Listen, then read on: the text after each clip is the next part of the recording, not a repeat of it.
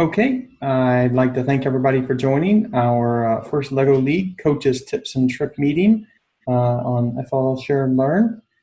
This is based on our team's experience over the past several years. Your mileage may vary. As I mentioned, we are recording this, so I want to keep everyone on mute just to avoid any background noise. If you do have any questions, feel free to unmute yourself and ask a question or ask through chat. And of course, at the very end, I'll open up all the lines and any folks can ask any questions they may have. So in terms of what we're going to cover, we are going to cover the first coaches recommendations, tips and tricks. It'll take about 1 hour. It'll cover meeting planning, preparation, the meetings themselves and how to compete. As I mentioned earlier, these are just our experience. Of course, use what works best. Use what works best and fits for your team. Your mileage may vary. So a little bit of background on who my team and I are. So my wife, Josephine, and I have been coaching and mentoring FLL for about 6 years now, 7 years actually. And our oldest daughter has been in FLL for 7 years, and she actually graduated last year and is now in FRC, so First Robotics Corporation. And our youngest has been in for 3 years. In terms of our track record, we've advanced to the regional championships for 6 years in a row. We won the Champions Award, first place in robot design, robot game, strategy, project research, inspiration, and at the regionals robot game out of 75 teams, or third place, I should say. Last year, we actually advanced to the World Championships for the 2017-2018 season. It was actually a brand new team because all of the team members had graduated and moved on to FRC or FTC. So here you can actually see some shots of our team. On the left is actually at the World Championships. That's our logo on the upper right. Upper left. On the upper right is receiving the golden ticket to go to the World Championship regionals. And then the bottom right was actually one of the competitions, the robot game competitions at the World Championships. And you can see the excitement on the girls' faces. It's one of the reasons I've been doing this for so long, just seeing them learn, grow, and develop. In terms of what I'm planning to cover today, there are 4 elements in the way that I look at first. How do I plan for first? How do I prepare for a first team? How do I run first team meetings? And how do I compete with a first team? So those are the 4 elements I'm going to cover in the different sections of the presentation. So if I go into the planning, and some of this for more experienced coaches may seem old hat, but I've done this training for Austin Public School teachers when they were starting up a first LEGO League program, for the San Jacinto Girl Scouts, at the First in Texas, and a variety of other places. And it's usually a mix of experience and new coaches, so I cover this as a matter of course. The first thing I tell, especially newer coaches, is to plan where they're going to put the robot game table. Are they going to keep it up? Or are they going to take it down each meeting, which introduces some variability? Plan the meeting that best fits their schedule. If the coach can't make it, then the meetings won't happen, so keep that in mind. Some coaches really put timings that are inconvenient for themselves, and I found that in particular in Girl Scouts, and they'll tend to drop out after that. And I say make it convenient for you. Plan to set aside time to prepare for the season in each meeting. I typically take 30 minutes or so to prepare for the meetings, which makes them run much more smoothly and a bit less ad hoc. In terms of information management, one of the things we do is create a private Facebook group for our internal sharing. This is actually where we post all of our homework, where we post pictures of the team, videos of some of the robot game strategy, that sort of thing. You can also create a public Facebook to share with others, but I do suggest creating a private Facebook or some other method for internal sharing. Create a Google Drive to store team documents for easy access, in particular tournament forms. That's one of the areas that we always keep on the Google Drive, just in case someone does forget them. so we can always access them, print them. If you have any presentations, project files, robot game files, etc. And then create a Sign Up Genius account for support parent signups. So one of the things that we do is we rotate the support parents every meeting, who brings snacks, who provides the support. We had used Google Forms in the past, but the nice thing about Sign Up Genius is it sends reminders. Now, here's a couple of photos. This is our Facebook group internally. You can actually see, of course, the photo, but at the bottom is actually one of the meeting summaries, where I send out the summary of the meeting, provide links to the content that was covered, presentation, what have you, as well as any homework that's assigned.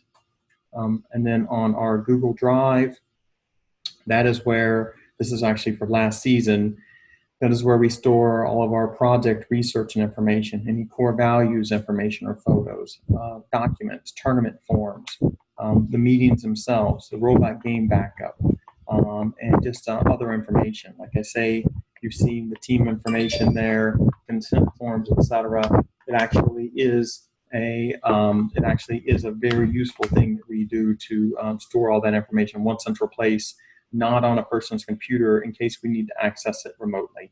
That has actually been a big benefit for us, because we have had the occasion where somebody's forgotten a form, and if you're distant, at least here you can go in and print it out somewhere. In terms of the preparation supporting, one of the things we identified early on is identifying a co-coach who will be at all or most of the meetings. They can share the load, and of course you clarify responsibilities as to who does what, another learning point. But it's actually very useful to have someone who can, take on specific tasks, activities, robot game project support, what have you. Drafting an overall timeline that works backwards from the tournament. Now the team, we try to have the team create this. We work backwards. It works better with experienced teams and less experienced teams, but then review it with them and finalize. And for the first meeting, parents should stay if possible, because it's always good to review the expectations with them for their involvement and the team's involvement, as well as understanding it first and making sure you have agreement. Again, my goal with this set of guidelines is to minimize any drama with the team, and that can be a source of drama.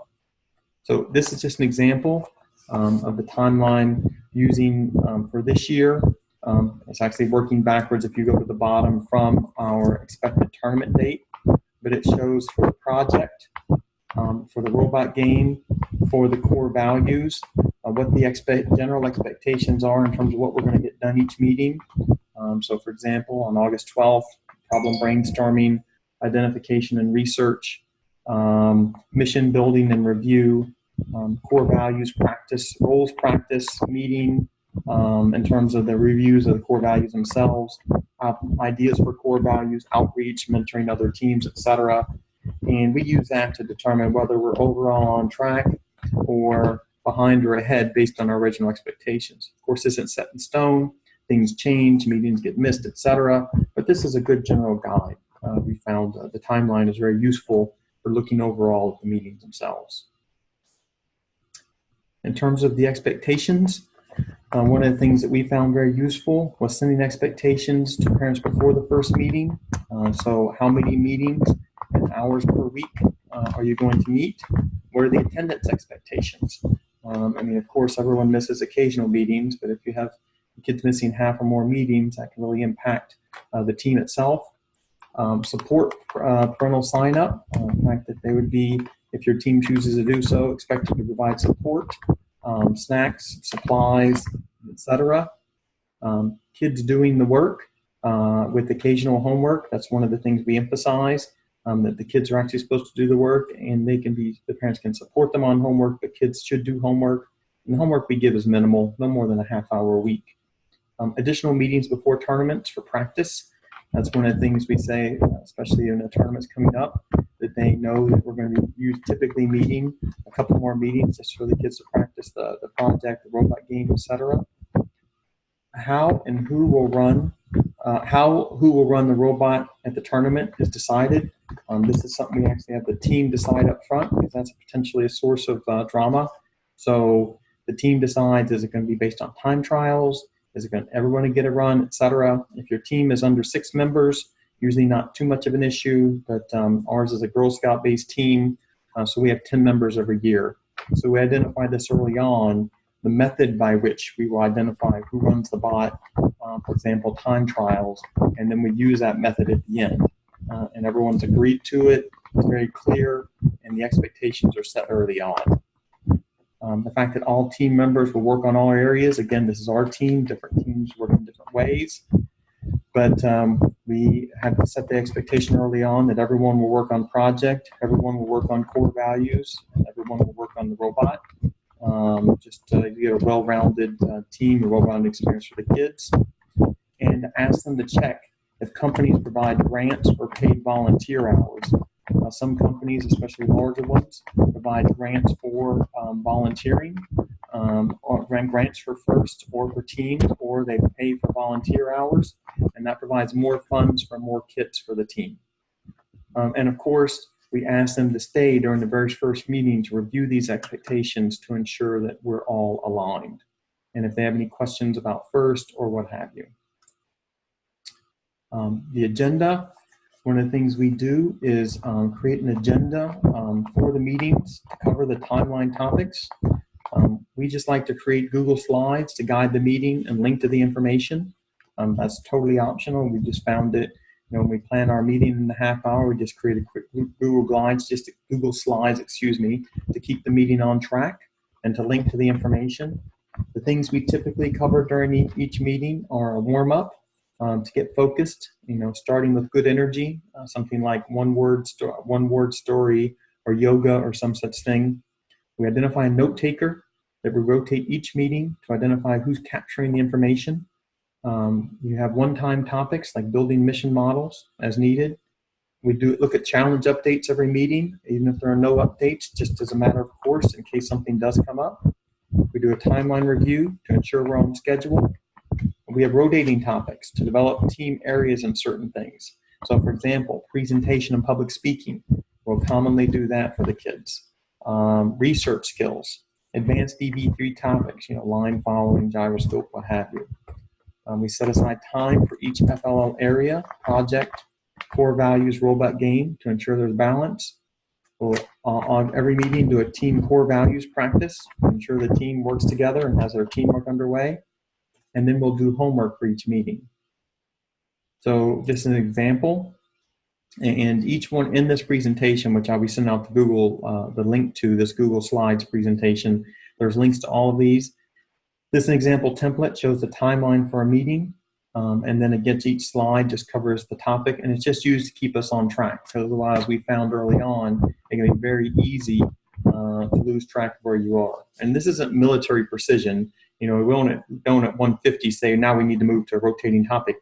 But we use this as a general guide, and if I look at the clock and it's 3:30, and we haven't moved on from the project challenge review, and I know I need to modify the rest of it or underestimated the time it'll take for some topic, etc.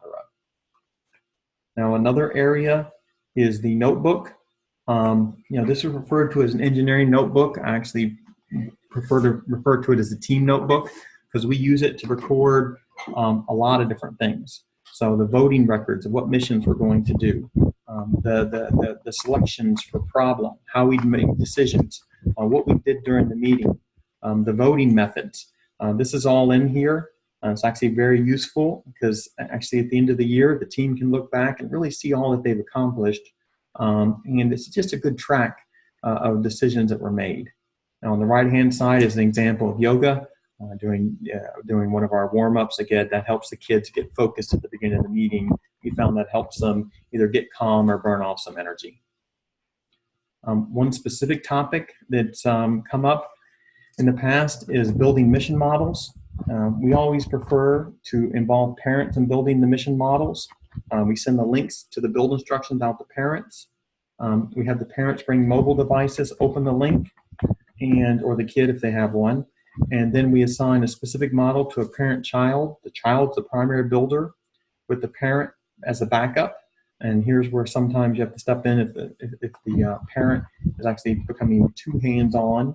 But we found it useful. It's a good bonding activity for them. and they can do a double check of the models to ensure they're working properly. Because the last thing you want is to get to a competition and find out your model's not working right, or it's installed backwards, or what have you, which we've certainly seen in the past.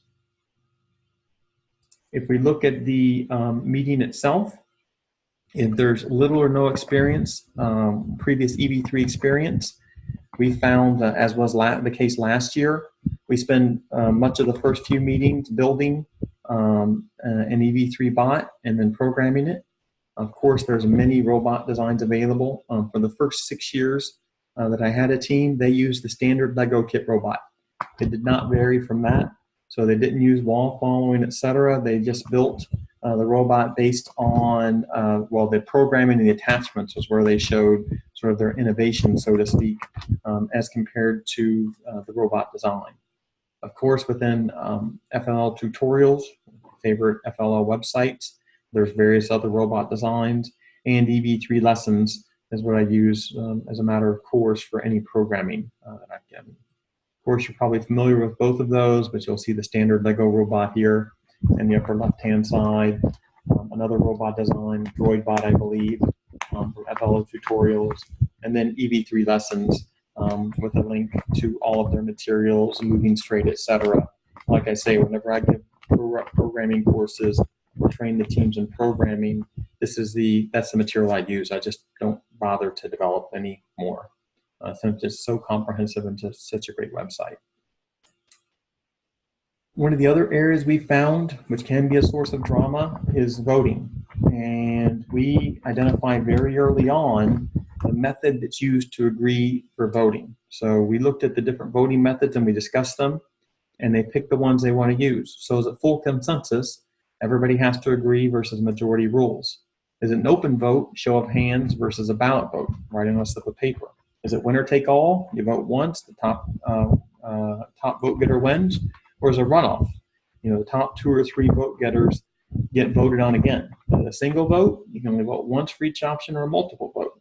And there's a bracket vote, which was new this year, which is a head-to-head vote, and different combinations. So, for example, this year, the team decided they're doing majority rules and a ballot vote. They do a runoff, and they each do a single vote. So, for example, if I look on the next, actually a page out of our project, or our team notebook, you can see last year they did the first parody song. So they actually did, each one of them wrote down the songs on different Post-it notes, and then we voted in 3 different rounds on the songs themselves. And actually, that's how we decided the song we ended up picking, which was "I'm Still Building," or actually, I was from a parody of "I'm Still Standing," which they did and they really enjoyed doing. But the intent is to show, you know, the voting method that the team used, which again helps eliminate a source of drama. Handling conflicts, again, another source of drama.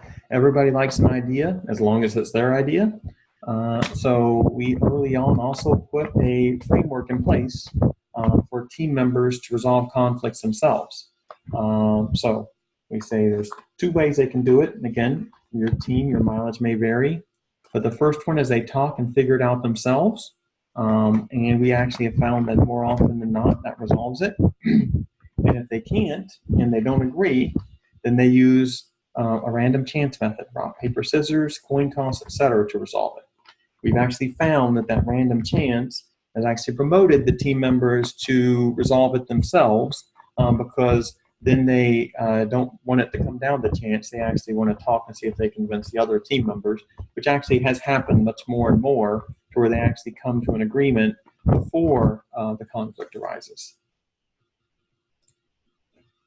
Sub-teams, as I mentioned earlier, one of the points is we always have large teams, since ours is a Girl Scout team.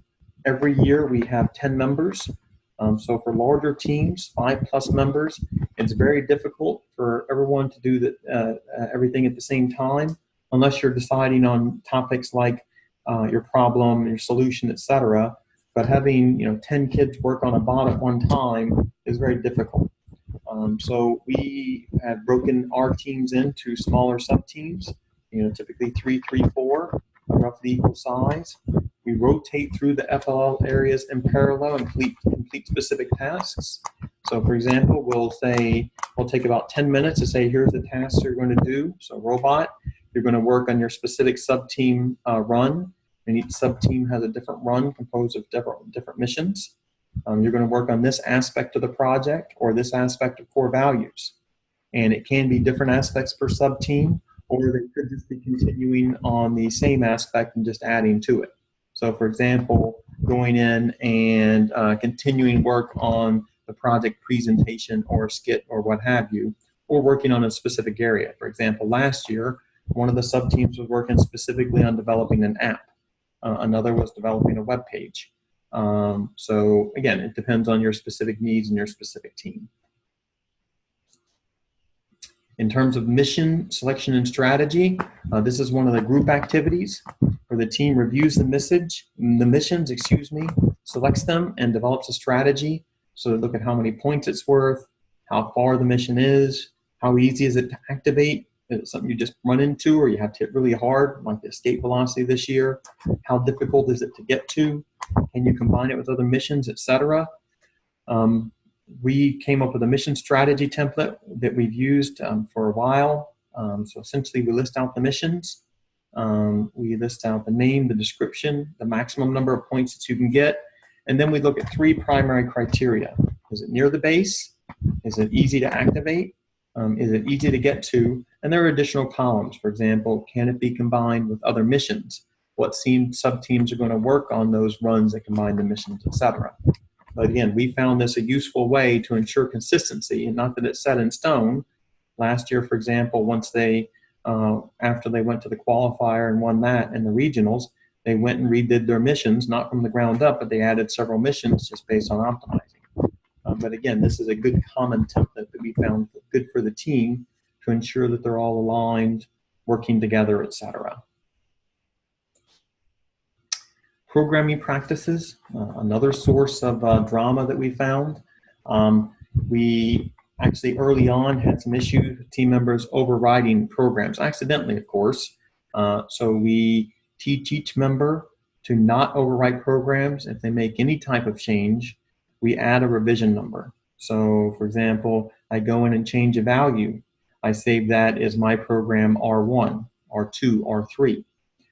Because we lost some programs early on that had been working because of that. And the same thing with backing up to the Google Drive. We back up all of our programs after every meeting to the Google Drive. Of course, you can use different tools for this, but that's what we chose. And that avoids us from losing, should there be a computer issue, which has also happened before, from losing all of our work. Commenting code as they go along. This one's a bit more difficult. Kids are somewhat resistant to it. But we always ask them to comment the code to describe, what block the blocks do during the run. Not each individual block goes straight for 300 degrees, this, that, and the other, but what the purpose of the group of block is. For example, go until I see the black line, or back into the wall to a line against it, or run into the model to a line against it. That only helps when you're doing the judging presentation. It also really helps when the kids are going back to modify the programs, because if you just look at a block of EV3 blocks, then it's very difficult to suss them out without having to think about it. And we found this way is actually a much better way to help the kids remember what the individual blocks do. Plus, they can have some fun in there. They actually add the success rates to the missions. So they'll run each mission 10 times, and they'll say, how often does each mission succeed? They put that in the comment. They'll put things like, Ava wasn't here, which is my daughter, so I had funny comments throughout the code, etc. So they not only just comment just for good practice, but also enjoy doing it. For more experienced teams, I'm a big fan of my blocks for common needs. EV3 Lessons has this, converting degrees rotation to inches, because then we actually have the team members, they use rulers rather than guessing. This is this degrees or that number of rotations, etc. And they just measure it out, and it's typically much more repeatable. Turning 90 degrees. If you use a gyroscope, then that's particularly useful, or if you don't, again, You can use it based on the typical rotation. So rather than saying move steering and having to remember it's 154 degrees for the robot to turn 90 degrees, you can actually set up a My Block to do that. And EV3 Lessons has good programming on that. This is an example, and you can see of last year, our Google Drive, where we actually stored all of our, this is our robot game, we stored all of our backups of each meeting there. You can see our final programs. So Flow Train was their first run that did 3 missions, if I recall, and they had 15 revisions of it. This is we're going to the World Championship. HWRPMFU, which stands for Hidden Warrior, Robot, Princess, Mermaid, Fairy, Unicorn, if I recall correctly. They told me many times. It is R29, and I think that did 4 missions. Flower Fire went up to R26, and that did 3 missions. And then they added KPR, which is actually the name of the 3 girls, the first initials of the 3 girls that worked on it, which they added for the World Championship, which only had 2 revisions because they added it very late. And then you see at the bottom are 4 of the My Blocks they used last year. So lefty for turning left, a number of degrees, righty for turning right, medium rotatey because they kept having the medium motors freeze when they were using them, so they created a My Block to detect if the motor froze and to let them keep running. And then straighty, which did straight for a number of centimeters rather than degrees. Now, homework. This is one of the things, again, we do as a matter of course. We assign homework at every meeting, and the expectation, of course, is the team members to finish that. It's not a lot of homework, but we communicate the homework in a Facebook post. I'll typically send out an email as well, and we link to the agenda or presentation so parents can take a look at what they've done. Plus, if any team members missed, it helps them understand what's going on and to get the homework as well. Like I say, I send this via Facebook or email. So for example, you see here, review the project challenge problems, think of more problems, information sources, etc. So here's a link to the notes that were taken for the project game, or team experts or parent mentors, because I asked each team member to become an expert in one area, either project, core values, or robot game. Ask them to review that. And then for core value team experts and parent mentors, again, review the core values and make sure they're all lined out there. And then, of course, a link to the presentation, etc. I found this just this expectation early on, and as I mentioned, homework should be no more than a half hour. Everybody's busy, kids have school, but I do like them to do a little bit of thinking and some work in the parallel to the meeting itself. Now, one of the things that we've also found particularly useful is core value roles. So during core values, we've actually found early on, and this is something we actually implemented a couple of years ago, to identify roles for the different participants in the core values. And we rotate them during each core value exercise so each team member can experience it and find their comfort zone. So we identify, for example, a brainstorm manager who leads the brainstorming. And they make sure you do fast, focused, or organized brainstorming of ideas. They focus on maximum creativity. And one of the things we actually implemented a couple of years ago was the brainstorm manager may not provide an idea, because shockingly, it was always their idea they selected, but they can combine the ideas of others. The brainstorm manager ensure the team starts with a good idea, and they do it very quickly and respectfully. If somebody doesn't have an idea, they move on. But the intent is within 30 seconds or so, they've done their brainstorming and selected the idea. The challenge manager. This is a person who knows and understands what the challenge is and what they're trying to achieve, and it helps ensure the team achieves it. So if you have 50 sheets of paper and you need to build a tower as tall as possible, it's, again, if teams are crumpling the paper, guys, that may not get us to where we need to go. Time manager. In charge of how much time will be spent on each part of the challenge. So brainstorming, that can sometimes teams can take a lot of time on brainstorming. They ensure you got 30 seconds to brainstorm, and they're the ones who asked for the time to ensure that you don't run out of time. So that's their overall goal. Materials manager, again, this could be a source of drama, but making sure that the materials are used to their best potential. So if you have 50 sheets of paper and kids start ripping them, sales managers say, guys, we may want to use these better. Or if they have a certain type of material, like only a little bit of sticky material, like labels, they ensure that they don't just get used all up front. And then the flex team member who provide general support. And they support the overall team efforts. Again, depending on the size of your team, you may or may not need all of these roles, but this is something that we found to be of benefit, and it has helped our team focus a bit more, because in stressful situations, they fall back on the role they're more familiar with, because that's what they've practiced, and we found that to be pretty beneficial. As I mentioned a bit earlier, this is one of the things that we identify early on, is who are the robot game runners. So we identify the team members, that we identify the method, and that they will be used to identify the robot runners very early. So for example, everybody runs. If you have teams less than 6, no issues. People volunteer to run, do time trials for runs, team vote for runs. I strongly suggest, just based on our experience, not leaving this until very late for the day of the competition. There's drama afoot there if it happens, especially actually more from parents than the kids themselves. Of course, you have 3 runs of 2 members. You can switch out during the robot game, but that requires a lot of coordination. So, of course, up to you and your team. But let's assume you have 6 kids. Just identifying which 6 kids is key up front, because they not only need significant practice running together, but the parents knows who's running the bot and who's selected. So, for example, for this year, our team selected to use time trials, and the fastest team, they'll run first, and if they get a score above a certain threshold, approaching the max score, then they'll trade off the team 2, and then there'll be team 3 running.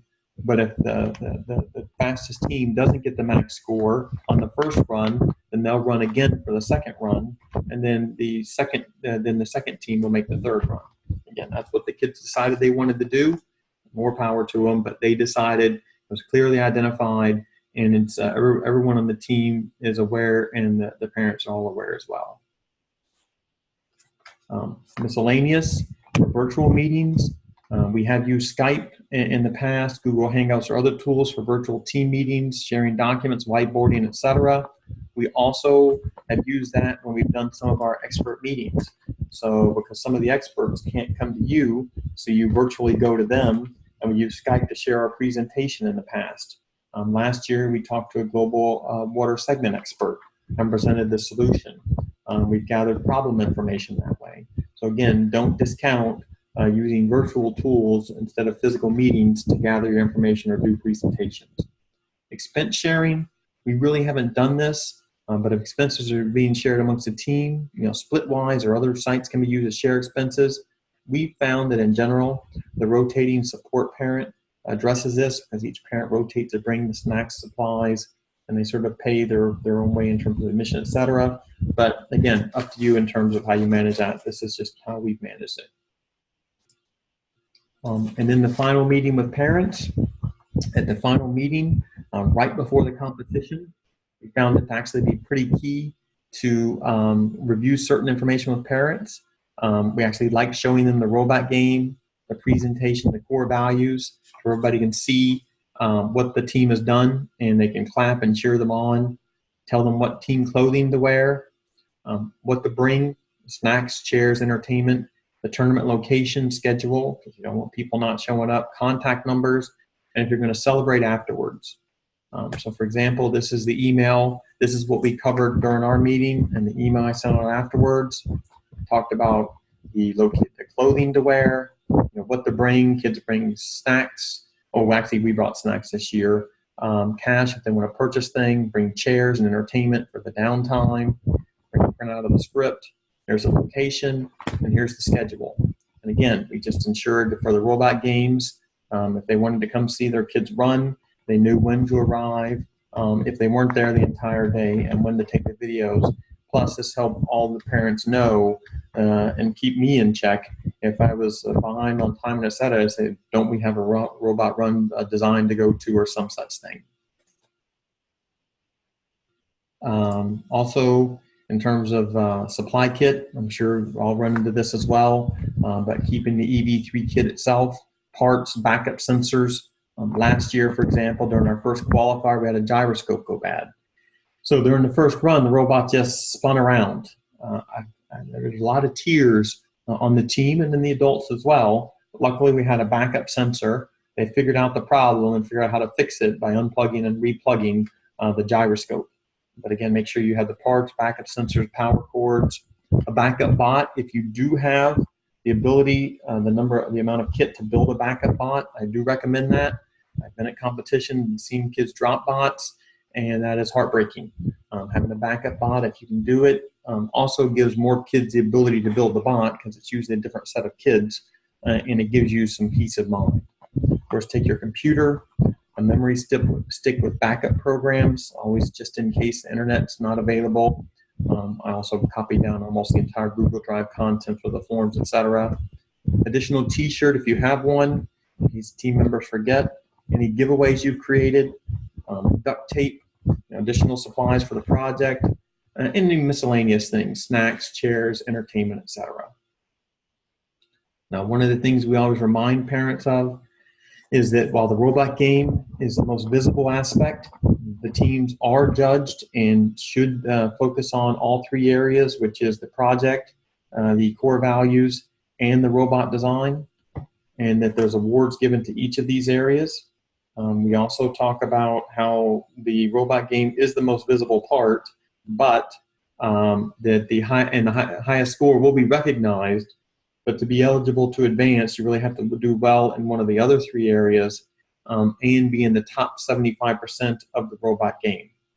Because if you don't have that, then you're actually not able to go into the next area of the competition. And at the regional competition, this may vary by region. I'm going to speak for our region. But the regional competition, you have to be, and to get the Champions Award, you have to do well in all three judging areas and score in the top 40% of the robot game. One of the things I always like to think about is what you do afterwards. So post-competition meeting, we like to highlight and celebrate all the team has done over the season. This is where I bring out the team notebook. Found that to be very useful. Just page through, do you remember this, do you remember that, etc. Review pictures and videos from the competition, do a post-mortem, what could we do differently? We get team feedback on what they thought went well and what could go better. We review the judging rubric for feedback. And then, of course, if you're advancing from a qualifier for regional, you do it all again. Last year, I foolishly made a bet with the girls at the beginning of the year. They said that if they went to the World Championship, that I would take them to iFly indoor skydiving. Of course, there were 35,000 teams competing last year, and only 100 were advancing. So I said, sure, I'll take you guys to iFly. Well, they actually ended up going to the World Championship, so I took them to iFly. So here's the team. That's actually one of the younger team members doing the indoor skydiving. If you've ever done iFly, it's a lot of fun. You go into an air chamber and you go skydiving, and here's all the team members and two of the adults who went skydiving as well.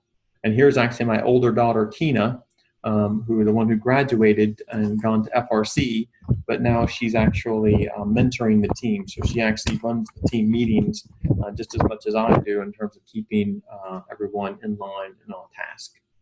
And of course, the one thing for all coaches to remember and all team members to remember is to always have fun. That's the intent of this. We should be learning, but we should be enjoying ourselves. And it can seem like it is a lot of work and can be frustrating, but at the end of the day, we're helping these kids develop and make themselves and the world a better place. So what I'll cover here at the end before opening up for questions is some of the information. I have links to this season's information in here. I've linked to the different templates, so the timeline and meeting agenda template, the meeting presentation template, the warm-up and core values resources. There's a variety of those I found on the internet that I use for doing our warm-ups, for doing core values. Mindstorm's EV3 programming, my blocks, which I'm a big fan of, robot examples, the standard Lego bot, FLL resources, the tutorials, coach's handbook, team management resources, etc. judging rubrics. I do suggest taking a look at those to ensure the team's lined out. Activities. This was something, if you're in Houston area, they actually have an overnight space camp for First Lego League, which is pretty cool. And of course, my contact information. I'm a believer in FIRST. I've seen the benefits it's had for my daughters, for the team members, and for the Girl Scouts in general. So I'm always looking to support any teams out there. So I think with that, what I'll do is just open it up and see if anyone has any questions. So I'm going to unmute all the lines, or you can unmute yourself. If there is any background noise, I may remute, but let me go ahead and do that. So I have unmuted everyone. So mute yourself, background noise. But otherwise, feel free to ask any questions you may have. And if there are no questions, I'll take silence as lavish praise. Any questions, folks? Like I say, this is our experience. Your mileage may vary. No? Okay. Going once? Going twice? Oh, yep. Hello? Hello? Hi, sorry, I was driving while listening to you. Of course. Podcast. So with any good sites or references for the core value exercises for team building? Yep. Sorry, I was like in and out because I was listening during my daughter's soccer game. So. Of course. Yep. So I will include the presentation. It has links there. There's 2 different sites that I've used that have a lot of different activities, like on team building, on team development, etc. Because I separate out the warm-up activities from core values because I think they're 2 different purposes, really. So the warm-ups are things like doing yoga, like doing one-word story, etc. And these are the sites that I found to be very useful for that. Was that answered? Did I answer your question, ma'am? Yeah. Do you see any differences in the exercises for boys versus girls team too? Well, I've only managed all girl teams, but based on, because I've also coached Destination Imagination teams. In fact, my daughter's teams for the past 8 years, and Gulf Coast Mensa teams. I haven't seen any real differences. I mean, yoga, some boys may rebel a bit against, but I've actually found that one to be particularly useful. I found the one-word stories, the human knot, I found them all to be pretty good in general. But when you look through the list, you can see those that you think are maybe the best for your team. But I found that when we don't have warm-ups and they don't get the energy out or get calmed down, the meetings do not run as well. How long do you recommend running the warm-ups? I'm sorry. We do them no more, typically 5, no more than 10 minutes. I mean, they're very short energy out or calm down activities. Okay. And what's the time limit that you give them for snacking? Like even if you meet after school for? We give 15 minutes for the snacking. So if I look at the overall, if I look at the overall timeline that we typically do, like I say, we typically give 15 minutes just because we found that, now of course we're not super militaristic about it, but we've found that if we go too much more than that, they lose focus, and we actually run into issues associated with them sort of losing the focus on what we're trying to do and the intent of the meeting itself. So we typically limit to about that amount of time. Okay. And I'm sorry if I'm having you repeat yourself. Yep, I have some high school mentors. One high school mentor, she got to the cup, and I'm pretty much giving her the lead to advise the group. Yep. That middle school kids, they're not as impressive as they should be. But how much time, or I would say control, should I yield to them? That's a good question. So as I mentioned, my oldest daughter, actually, who graduated from FLL and is now in FLC, she runs most of the meetings. Okay. So she actually runs it because I wanted her to have the experience, plus she had the desire to do so. Where we Right. typically trade off is when we go into the general meeting management versus the versus specific topics. So, for example, the EV3, training in EV3 or other areas. In those cases, I'll jump in for specific topics. She does the general meeting management. இப்போ எனக்கு time இருக்குமான்னு தெரியலையே. Okay. நான் ஒரு Okay. Would that answer your question, ma'am? Yeah, it does. I appreciate you sharing about splitting up the job roles of different coaches. One to be an expert in the core value, one for the project, and one for the robot run. So yeah, we found that to be that helps not stepping on each other's toes. Yeah, and that's something we actually implemented this year. We sort of fell into it a little bit last year, but it is helpful, and plus it gives it continuity, because when there's different sub teams, I was typically running between the 3 sub teams to make sure they were on task, even if the parents were here. And then it occurred to me last year, I asked someone to stay with the core values consistently and one with the project, and it was actually more than one; it was a couple each. And they provided not only kept them on task, but provided the consistency associated with it, and that actually worked out pretty well. Okay, excellent. And then, how often did your group meet? Sorry. We meet once a week. Since we're a Girl Scout, not a school-based team, we meet once a week on Sundays from 2 to 6. 2 to 6. Ooh, okay, 4 hours once a week. Yeah. Okay. So that's why we structure it, because 4 hours. Kids can, we tried less than that. We actually tried a little bit more than that. More than that doesn't work so well. Less than that, we found we ran into time constraints. 4 seemed to be about the right time for us with the break-in to get the task accomplished and meet our overall timeline. So like I say, that's just what worked out for ours specifically. With a large group, we typically need that time because we have to rotate through the 3 different areas. Okay, that's helpful. Yep. Yeah, thank you. Absolutely, ma'am. Any other questions, folks? So I have a question about the coding. Yes. You've been doing it for 6 years. Probably today you do not have that problem of learning how to code.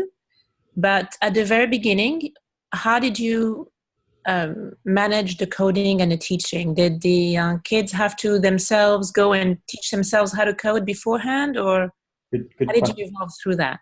So last year was a brand new team. So our team, every one of them graduated.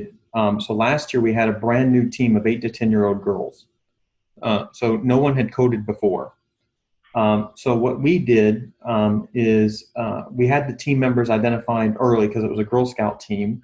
So we actually had a series of pre-meetings and then continuing into the team meetings. So during August and September, what we did was during the meetings, we actually did cover the EV3 lessons. So we'd bring up 1 or 2 EV3 lessons. They built a bot. For the programming lessons, they used last year's bot. But then we got them on different computers on different sub teams. We had Girl Scout had given us 2 computers. And we had one of our own. So we had 3 different teams, and they all did the programming. So they all followed along with the EV3 lessons. So I taught it, but they did it. So we pretty much followed the lesson plan laid out in EV3 lessons. So moving straight, then turning, using the light sensor, and then my block, medium motor, and blocks. Those are the biggest ones. And then as they got more advanced, we added in the gyroscope. I taught the lessons, but they executed it. And so, sorry, more questions about the programming. So when it comes to turns, do you find it to be more useful to count the degrees or use the gyro? Or what has been more efficient, and when would you use one as opposed to another? Good question. So the first thing we did, and sorry I forgot to mention this, the very first thing we did before we did any programming was we played a game called Human Robot. In Human Robot, we had one of the team members blindfolded, and the other team members were the programmers, and they one by one in a series told the team member what to do. So we had them navigate blindfolded through a little obstacle course. It was pillows on the floor. So we had them think like a robot. So for example, they said turn left, the human robot would keep turning left because they didn't tell them how much to turn, or turn right or go straight. So they had to be very specific and think like a robot. And that taught them the concepts of pseudo programming and robot programming. Then and that was very useful. And we do that with every time we do teach programming. We start off with human robot. Then for turning the robot, we found the gyroscope has been the most useful. We did use the turning the degrees and just estimating the degrees based on the robot itself, but that varied. We found too much variability in that, so we used the gyroscope, and the team does an experiment where they run it. They tell the robot to turn 90 degrees, and then they run it 10 times and see how much the robot actually turns. And usually turns more than 90, whatever, 95, 98, whatever it was. And so they add a little math block to take out that overcorrect to where it turns more reliably 90 degrees. We use the gyro because it's just been more reliable. Okay. And how much do you, as the coach, need to know how to program to be able to properly coach the girls? Well, I know what's in the EB3 lessons. So I don't know more than that. I've actually found that it, that has been more than sufficient for what we've needed to do within the team itself, and has actually been essentially the basis for everything that I've used. So I know what's in the EB3 lessons, and if they ask me anything that I don't know, I'll say, let me get back to you, or actually research it first, and I'll try to research it in parallel, and more often than not, they'll come back with the answer. But I found EB3 lessons covered everything, because one time they wanted to do, what was it, last year? Oh, right. They wanted to have the robot make sounds while it was doing a mission. So, and they didn't want it to do the sound and then do the mission. They wanted to run in parallel. So they looked up parallel wires and figured out how to do that. So in that case, we sort of went through EB3 lessons and figured out. They figured out together. We were doing it real time during the meeting. Okay. And additional questions on the coding. Yeah. Did you find it to be easier to code for specific functions? Meaning, you turn 90 degrees, you turn so many degrees, you move forward so many inches, etc. Or do you find it easier to combine, so that at the end you end up having the mission? So let me try to explain myself more clearly. To be able to achieve the specific mission, you have to do a lot of subtasks. Mm-hmm. Do you program each subtask separately, and then you call in one bigger program that calls out each subtasks? Or do you do all of it under one main program for that subtasks? I mean, for that mission? Right. So what we have not typically, last year they did experiment with it, but they have not typically done, the creating a my block for each of the subtasks. They keep it as one larger program, because they've typically, last year, what was the challenge? Oh, revisioning, that's what it was. So if they're making changes in the subtask, they found it was harder to keep track of the revisioning unless it was part of one overall. So they kept as one overall. Now, we did not go into it in depth, but they were keeping it just as one main rather than the individual subtasks as my blocks, and then trying to use a menu. Because they ended up with, four runs last year. So they just actually used those access on their the recently run programs on the brick. But like I say, that's what our team did. I mean, your team may be different, but we did not create my blocks for the subtask. We used a monolithic program where my blocks were on the functions themselves. Did that answer your question, ma'am? I'm not sure. If I had just muted myself. Yes. Okay. I guess if I understand her question, I think what she was saying, do you program the whole thing, or you program steps and keep it as part of a large program? And the way we're doing it is we know we have to go a certain distance. Yeah. We want to get there at a specific distance, and we also want to get there straight. So we create one program to go straight to a specific place, and then from there we have to turn. So we create the turn program, and then when we get the first one running, we get the second one running, and then wherever we're going to do next, Right. we code. So we do it steps until we get the whole program. Right.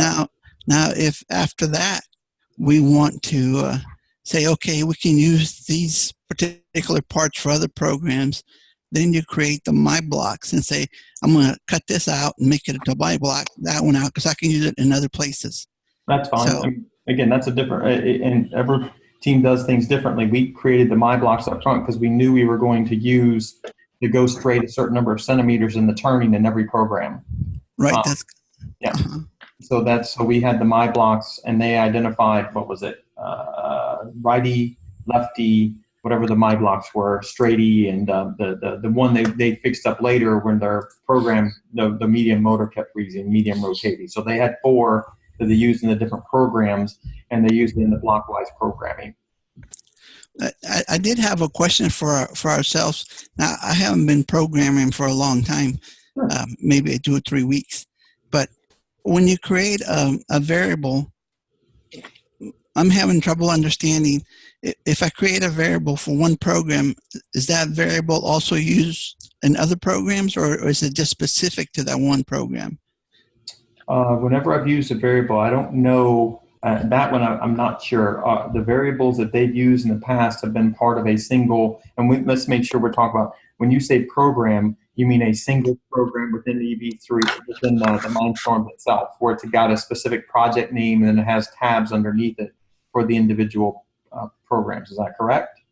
For the individual program, like let's say you want to go X amount of inches, and you just type that in your variable.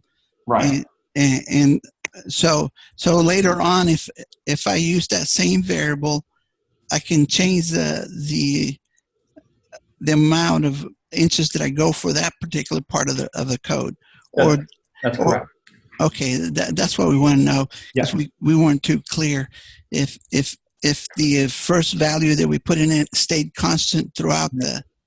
No, it depends on what you set up in the my block, and Roll, if you wanted to, we can follow up and look at that specifically, because when you create the blocks, either as a my block or individual, you can set up which variables you can change in the block, and you can set up which variables are constant in the block. Right, yes.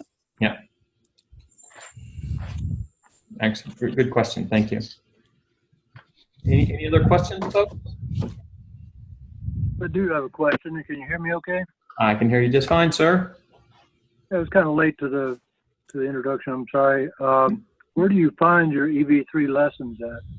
The ev3lessons.com.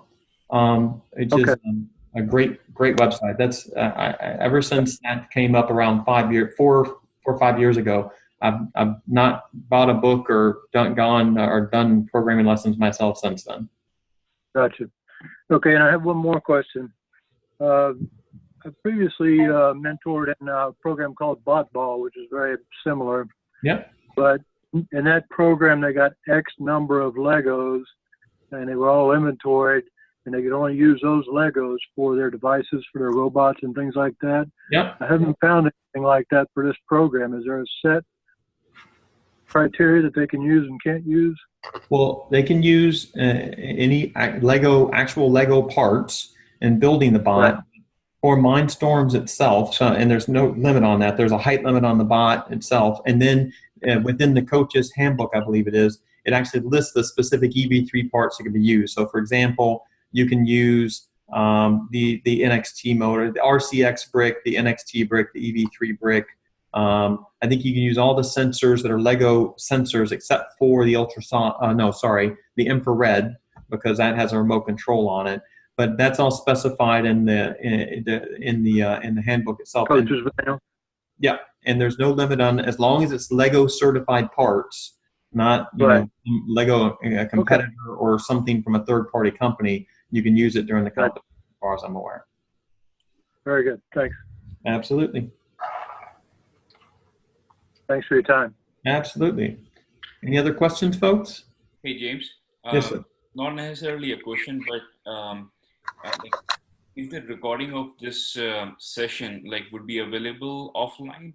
Yes, I have been recording it. So at the end, I'll have to see how it works in terms of what format, and then I'll post it either, depending on the file size, to Facebook, or a link on Facebook back to the Google Drive where I'll post it.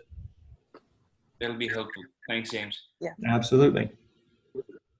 James, one more question, if you don't mind, sir. Yes, sir.